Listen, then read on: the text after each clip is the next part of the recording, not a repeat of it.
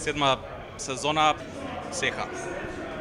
Па јас многу пријатно се чувствувам затоа што Final Four после 5 години е повторно во Скопје. Наша Сеха лига е во голем подем. Секој Final Four е све подобро и подобро организиран.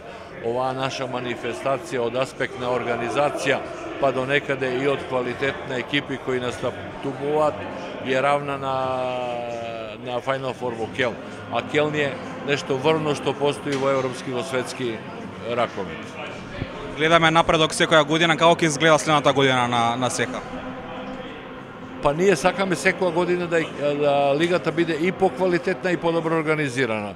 До сега сме успеале во тоа. Меѓутоа, сега мораме да најдеме две екипи, пандан на Вардар, Загреб, Целје, Брест, и да лигата биде поквалитетна, а од друга страна ќе најдеме начин да се намали бројот на надпревари, затоа што во некои држави екипите мора да играат и домашно првенство и Лига на шампиони и Сеха лига. Така да мислам дека ќе успееме во тоа и дека ќе имаме уместо 20 надпревари, 12 до 14 надпревари во годината.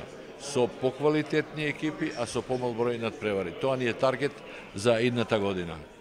Дали словеничките екипи остануваат и следната година? Да, словеничките екипи се изузетно задоволни по двегодишно играње во Сеха лига, чак што више малку им е криво што од старт не почна со нас.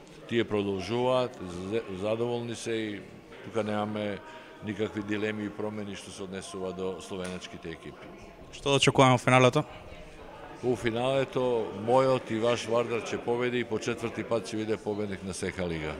Имате долга традиција во Вардар, дали можеби ќе се вратите назад доколку е потребно?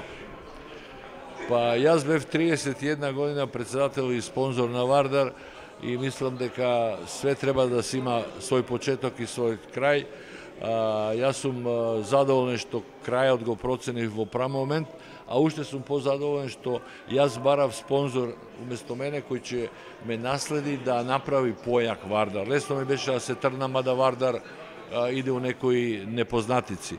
Мене ми е многу драго што господин Сергеј Самсоненко го превзема клубот од мене и што го води многу успешно, а резултат на тоа е и европски првак во ракометот. Дали има услови можеби за уште една екипа во Македонија следната сезона се појави? Па мислам дека не. Вардар ќе биде првак и он сигурно ќе игра, а втора екипа ќе биде Металург или некоја друга екипа доколку биде втора во македонското првенство. Благодарам.